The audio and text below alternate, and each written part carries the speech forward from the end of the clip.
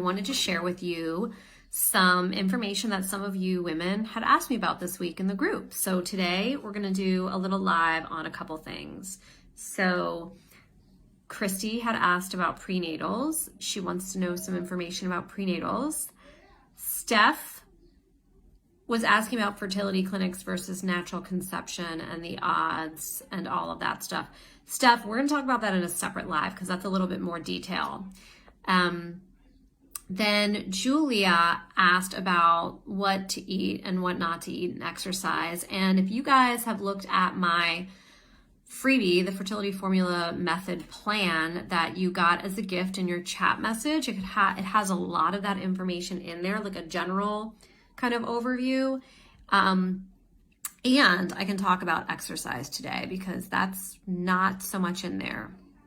But you can check that guide for my basics on what to eat and what not to eat. And also I'll speak a little bit more to that. And then Ashley was asking about prenatals and also what my opinion about acupuncture is. So we're going to get to all those now. So first we're going to talk about prenatals, and I apologize. My neighbor is really, really loud when she talks and I can hear her while I'm talking. So if you hear someone yelling in the background, that's my neighbor. So prenatals, there's a couple important things you need to know about prenatals. Number one, so very important, I cannot stress it enough, is that you are taking a prenatal that has folate in it, methylated folate.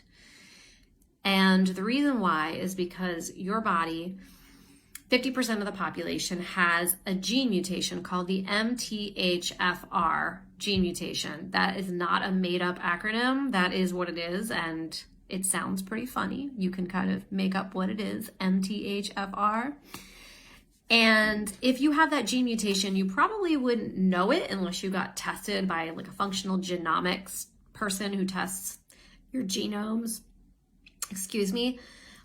or if you went kind of down some routes. But here's the thing. 50% of the people of the population have it. And what that means is that they cannot methylate certain substances. One of them is folic acid. So what happens is, if you happen to be somebody with MTHFR and you take a prenatal with folic acid, it can actually have bad effects on the neural tube development of the baby. And it can actually cause early miscarriage. So it's really important that you not take that, even if you haven't been tested. Here's why. If you take a supplement with folate in it, no matter what your status, it's going to be good for you. It's not going to have a negative effect. So why take something that could possibly have a negative effect for you if you could take something that definitely won't and will cover your ass in case you do have MTHFR? Kind of feels like a no-brainer, right? So you want something with methylated folate. You want to use supplements, and I did another live about this before. You want to use supplements that are tested by a third-party company. And what that means is that there's third-party companies that will look at the ingredients and the efficacy of supplements. And you want supplement companies generally that pay an outside organization to test what's in their materials. It is not something that people can lie about. If you have a third-party testing certificate and it's a legitimate third-party testing company, then you can validate and verify what's in your supplements and the quality of them. So this is really important. There was research done a few years ago where they had taken supplements from like Walmart and Target and some pharmacies like CVS, places like that. And they tested the ingredients of these brands that are carried there. Your very, very generic, kind of like popular brands of supplements. And they found two things. One of them was they had tons of ingredients in some of them that weren't listed on the bottle, which is really disturbing and could be problematic if you have any allergies. And number two, some of them didn't even have the supplements in them that they claim to have. So you really want third-party testing and you really want good quality prenatals. So I recommend Thorne, Thorne, and I will put the link in the bottom of the chat for this. Thorne prenatal. It's really cost efficient. It's really high quality. They have third-party testing. They have methylated folate. I'm a big fan of it. And another thing that's important about prenatals is that, lost my train of thought. Oh, especially if you have recurrent miscarriage, like who knows if it's from taking folic acid? Here's the thing, your OBGYN probably knows nothing about this because it takes a long time for burgeoning science to catch up with practice in medicine. There's like a 10-year gap. And kind of even more than that, because a lot of this information came out close to 10 years ago at this point, and they're still not changing the way that they practice. So what's true is that doctors get maybe one class on nutrition. And I don't think they get anything on supplementation. They might get a little bit, maybe one class. So they're not your go-to people for that, unless they've done a lot of extensive extracurricular research. So that's the prenatal story. Thorn.com. I also can put a link in there. And another thing about prenatals that somebody asked, Ashley asked about which prenatals. I responded to that. I recommend Thorn. Another great brand is Designs for Health. They've got a really good prenatal. I know that there's lots of new brands and companies out there, and some of them people send me information on are really good. And again, the first things you want to look for in deciding on your own is, are they third-party tested? And do they have methylated folate? So you can kind of use it as a guide. So another question we had was about what to eat or not eat and exercise. I'm going to talk a little bit about exercise. So getting exercise is important to help your blood flow through your body. So I'd love to see women who are trying to conceive get some kind of exercise. What could be great, and what I'm a huge fan of, is yoga, walking, and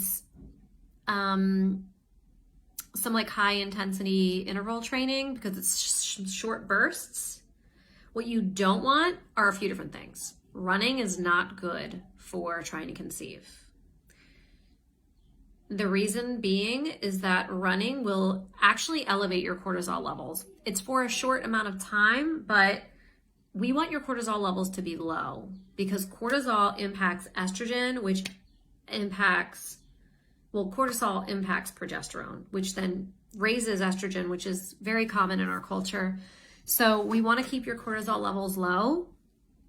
So running is not good for fertility. Another one are any of like the really intense kind of training where they do like really heavy weight training, or really like the training where they have like a circuit that's really intense. I'm forgetting the name of this style training that's really popular right now.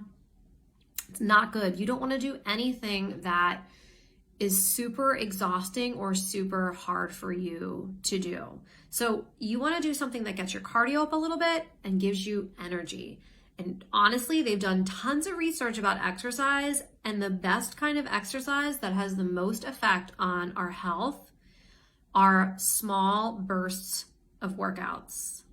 So literally 15 minutes of like cardio, maybe some weight training, 3 to 4 times a week. Here's another thing you don't want to do. You don't want to do any of these like Pure Barre or Pilates classes, like a lot of stuff, core strengthening stuff. You want to stay away from core. There's another thing in Philadelphia now. It's like a big thing called solid core. They might have them everywhere else. That is not great for fertility, and I will tell you why. You have a lot of musculature and blood in your abdomen. And when you do core strengthening, it pulls blood into your muscle tissue. You want your blood to be circulating around your organs. Blood carries hormones. Blood nourishes organs.